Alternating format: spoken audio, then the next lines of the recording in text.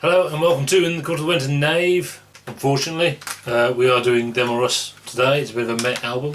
The reason I say unfortunately is this is my second attempt at doing this video. I managed to erase the previous version. I wasn't looking forward to it anyway, and now I've got to do it again. So I apologise if it's a bit of a dodgy video.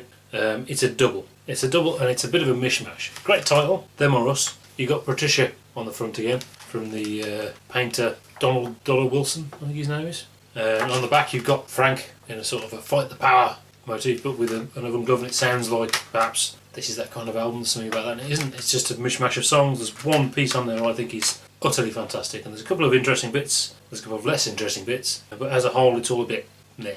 It was around this time that he fell out with CBS because they weren't paying him properly. I get the impression that not paying artists properly was probably normal practice, so obviously Frank wasn't going to take that, so he had to leave them. He also had management problems, I think, where they were having to subsidise their manager to keep it going. So Gail took over, got a bank loan, bought a couple of computers, started the Barthco Swill mailing list, and started getting money back in. 4 albums released in this 1 year. This is one of them. 2 of them are not my favourite albums, including this one.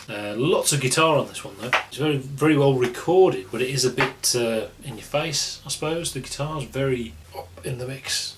So yeah. First song is The Closer You Are, which is a classic piece of doo-wop. It's a cover version. It's alright. Then track 2 is In France, with vocals by Johnny Guitar Watson. It's, apart from peeing in the street, it's not really very critical of the French. You'd think it sounds like something going to be really scathing and xenophobic, but it isn't really. It's an amusing track. Third track is Hozna.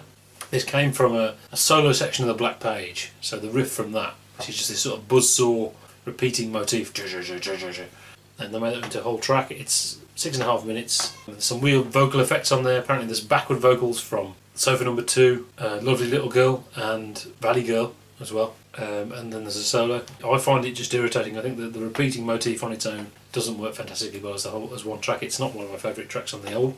Track 4 is Sharleena. Sharleena again. They re-recorded Sharleena. Why would they do that?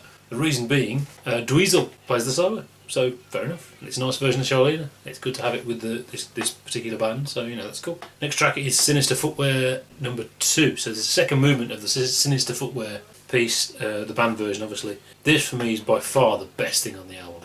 It's very sort of hard rock, there's real sort of riffs to it. Dun-dun, dun-dun, dun-dun, dun-dun, and that kind of thing. Great melodies. I can't recommend that enough actually. That's easily the best thing on the album. It's up there for me. Great track. There's a version of that on Jazz Noise Here. I don't know which version's better. I'm inclined to lean towards the Jazz Noise Here version just because I love the album, but maybe this is a good version as well. The next track though is 9 minutes, a track called Truck Driver Divorce. It's just a silly song with a long guitar solo, so it's a bit very superfluous really. Next track is Stevie Spanking, the famous song about Steve Vai's adventures, which I won't repeat. But obviously really it's a vehicle for a solo. This version is Steve Vai and Dweezil, so that's pretty cool, but I do think the live versions are better. Baby Take Your Teeth Out, it's less than 2 minutes, it's just a forgettable doo-wop thing. Then you've got Marque-son's Chicken. This is quite a good piece of music, I like this. I do like the fact on this album that the big complex pieces have a lot of guitar, unlike the sort of from 10 years previous to this. The complex pieces tended to lack guitar on the syncopated bits, so that's kind of nice, and this is a great piece. 7.5 minutes. Planet of My Dreams, very British sounding. Vocals from Bob Harris. It's kind of unique this. So this is one of the best bits on the album in that sense, and there's nothing quite like this. He should have released this as a single maybe. It might have caught on. Somebody somewhere may have played it. And, you know, I really like it.